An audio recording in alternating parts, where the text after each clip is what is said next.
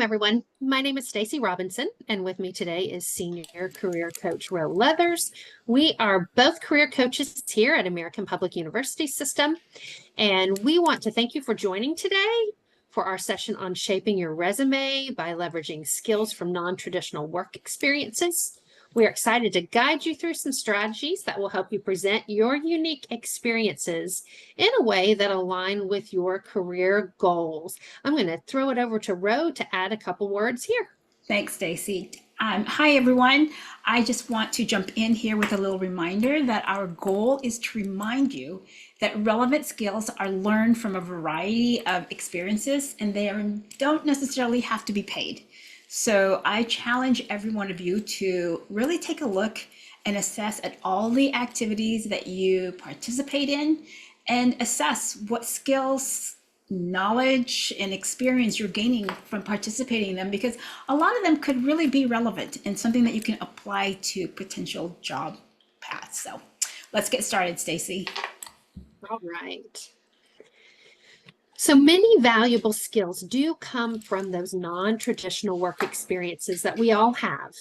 These experiences often go unrecognized in a professional setting, but today we're going to show you how to translate those into a compelling resume that highlights your strengths. After listening today, you are going to be able to identify and showcase those transferable skills from your non-work experiences. You'll be able to strengthen your resume and align it with target roles. You will have some strategies on how to strategically highlight your diverse experiences and some tips on expanding your professional network and how that may benefit you in your job search. So before we go any further, think of a non-work related activity that you do or you have done that may provide you with some transferable skills. Take just a moment to jot that down, and we'll return to that in just a bit.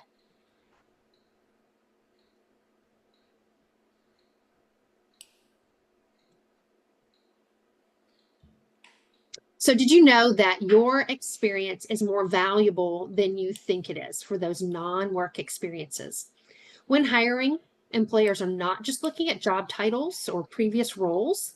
They are looking for people who are problem solvers, effective communicators, and adaptable leaders.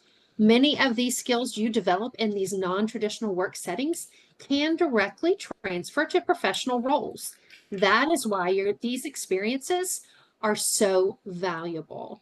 For example, if you have managed a household, this requires organization, budgeting skills, and time management. All of these are essential skills in roles like project management and operations. So if you take anything away from today's session, remember the following. Employers do value your skills more than those job titles you've held before. Transferable skills do exist in so many different areas outside of the workplace. They exist in volunteering, in parenting, in student projects, and more. And hiring managers are looking for people who take initiative, who have leadership skills, problem solving, and adaptability, all of which you've developed in these roles. And I know Rowe has a very special non-traditional work experience that she's going to address for you. Yes, I do. Thanks, Stacy. Don't forget your hobbies. As I tell young adults, while your hobbies are basically something just for fun for you, it is a business. There's businesses wrapped around this, right? There are companies who create the tools, the devices, the equipment, the learning courses, and other ways for them to grow their customer base. Let's look at a couple of examples, right? Photography. That's a huge business. Cooking, teaching and tutorial. Let's look at social media and how much money that generates. Fashion, beauty, cars, interior design, history. Look at ancestry.com. That is a huge, huge industry. Childcare and many more activities that you may be participating in, have taken courses, have purchased products to help you generate whatever it is that you do in your hobby. So take a look at those as opportunities that you've gained skills, and maybe if you've done it long enough, maybe you're actually an expert in that area. So I challenge you to take a look and assess those valuable, relevant skills you've learned. Thanks, Stacy. Thanks, Rowe. So let's think about what are some of those skills you may have gained from these activities. If you have been volunteering, you may have gained leadership, teamwork skills, event planning, and fundraising skills. If you've been a parent or a caregiver, you've worked on time management, organization, and conflict resolution skills. If you've been in an academic career, you may have done student projects or been involved in extracurricular activities where you've refined your research skills, your communication and collaboration skills. All of these are very, very valuable in today's workforce. So go back to that non-work activity that you jotted down or you thought of from earlier, and take a minute to list at least 3 transferable skills that you could use for your resume.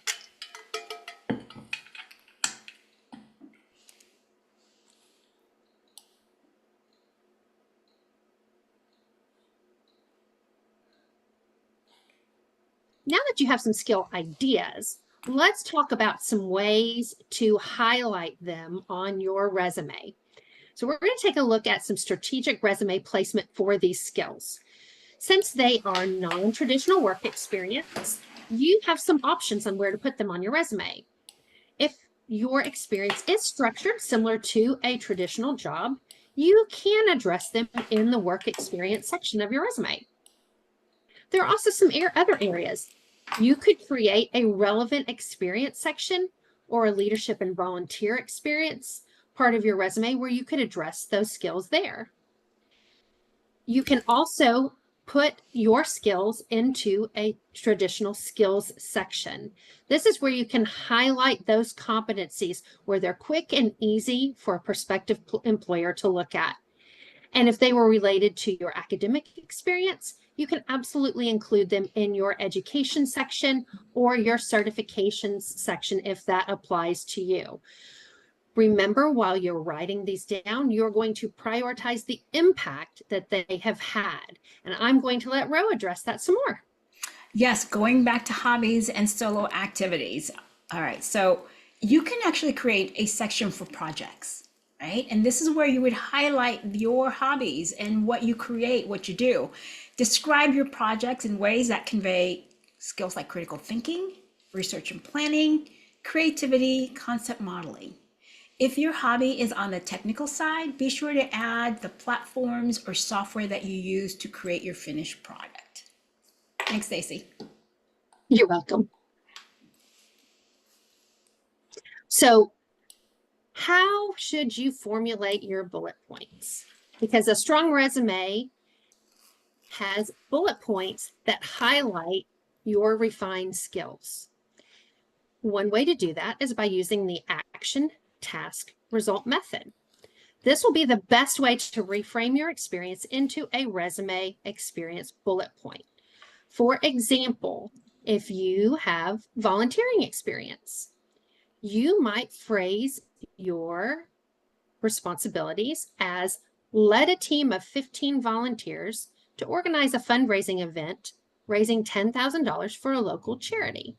Or if you were a parent, coordinated household budgeting and scheduling for a family of 5, reducing expenses by 15% through efficient resource management. Now, I've given you some examples of how you might phrase that. I'm going to let Rowe expand some more on the specifics of this formula. Thanks, Stacy. Okay, so if you're all like me, I have to stop and pause and go, what does this mean to me? So let's break this down. When Stacy talked about action, pose this question to yourself. What did I do in this role? How did I contribute to help improve the situation? And then look at task. Ask yourself, how did I do it? What knowledge, tools, or skills did I apply? And then for the results, consider sharing the outcomes. How did your success make an impact on the project, the team, or the organization? When you frame it that way, you're able to answer exactly what Stacy walked you through. All right. Thanks, Stacy. Thank you, Rob. So, did you know that employers usually spend less than 10 seconds scanning a resume to determine if they are interested in learning more about that job candidate? So, you want to make sure your resume speaks to employers so that they want to dive deeper into your experience. And you can do that in several ways. First, you want to make sure you have researched your job descriptions so that you can find common keywords and skills that the employer is looking for. And then use those keywords and skills to adjust your descriptions of your non-work experiences to match the employer's needs. So your resume bullet points, you want to make sure you're using those keywords and that language from the job posting. Always make sure you are using professional language and you're focusing on the impact your involvement in these different activities have made. So we've got an example here at the bottom. If you were the coach for your child's soccer team, you might be inclined to just say, ran my kid's soccer team. But we want to elevate that and focus on the impact and use professional language. So you might change that to say, organized and managed a youth soccer league, coordinating schedules, and overseeing training sessions for 30 plus participants. Again, this has elevated the language, it's more professional, and it has highlighted the impact that you made. What about resume gaps? Resume gaps are surprisingly common, and they're nothing to feel self-conscious about. Life is unpredictable, and things like career changes, pursuing further education, family responsibilities, health challenges, travel, or even just taking time to reassess your own personal career goals. And you take some time between jobs to do that. Research shows that a significant portion of professionals experience some form of employment gap at some point during their career. So remember, if you're concerned about your gaps, they're no longer a barrier to employment. Maybe use that time to volunteer or learn or to parent or caregive, or you even might have created some freelance projects. All of these can fill those gaps on your resume. Make sure when addressing them that you focus on that continuous growth and those relevant experiences that you had during that time between careers. Focus on the new skills that you developed during those breaks. And I will hand it off to Rowe here to expand on this more. Yeah, and one last word on this. I want to drive home what Stacy just covered about not to worry about resume gaps. And here's why. COVID-19 epidemic normalized employment gaps for all of us because it was happening to a lot of people. So people who took time off, sometimes they were part-time, some of them started side gigs, and whatever they could to bring in a paycheck.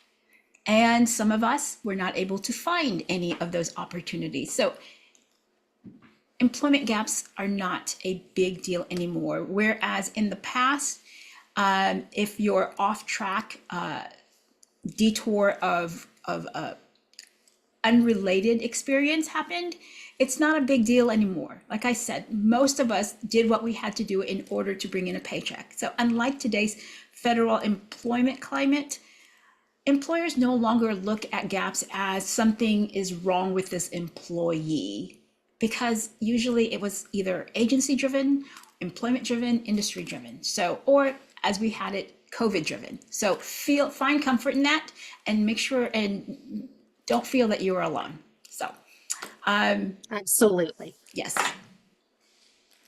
Thanks, Stacy. You're welcome. So now let's start thinking about our network. Growing your network isn't just about work. You can leverage your volunteer and those personal experiences to make meaningful connections. This doesn't have to just happen in the workplace. Some ways you can do that is by joining professional groups related to your volunteer or even your student work, your academic work. These communities can open doors to new opportunities. Connect with past project collaborators, fellow parents. Maybe you are active in your PTO. Make those connections, or community leaders on LinkedIn, or academic leaders and fellow students and alumni in CareerLink. You never know who might introduce you to your next opportunity. Also, explore career paths by setting up informational interviews with some of these professionals you encounter. Talk to them. They can give you valuable insights and help expand your network. LinkedIn is a powerful tool where you can showcase your experiences, build your professional brand. So make sure your resume and your LinkedIn profile align. Don't be afraid to share those stories of your achievements from your volunteer or personal projects. Engage with professional communities. This can help you build strong connections. And don't forget again about Career Services CareerLink. It is a great way to expand your network, connect with students and alumni, faculty, and maybe possibly even find a mentor who can support you on your career journey. So now it's time to take some action. Start by analyzing your non-traditional work experiences. Find your transferable skills. Make a list so you have a starting point. Your experiences are valuable and they definitely deserve to be highlighted. So you want to make your list, find your transferable skills, update your resume with them, optimize your LinkedIn profile, include them there, highlight them there, showcase your projects, and continue networking and sharing your skills. This way, you optimize your ability to make connections and even possibly find your next opportunity. Here is a brief rundown of some of those tools for success that you could use in your job search. Register on CareerLink, create your profile, engage with others in the community, utilize the resources there, one of which is Hiration. It's under the Connect tab in our resume resources. This is our AI-powered resume review tool. It will guide you through, help suggest some improvements. You can even perform a job match using the job posting that you're interested in. Two oft overlooked sections within Hiration is there is a cover letter writing tool that will provide you a template and a guide to write your cover letter, as well as a part that helps you to optimize your LinkedIn profile. It will do a review actually of your LinkedIn profile and offer tips to improve it. Reach out to Career Services. We are here for you. We have industry-specific coaches who are here to support you and guide you on your career path. And again, circle back to your LinkedIn, optimize your profile, make sure it matches your resume, make connections, engage with professionals, whether it be individuals or professional organizations. And we want to thank you for joining. We've got our contact information on the screen. Reach out to us by phone or by email, and we'll be happy to help. Thanks, everyone. Thank you.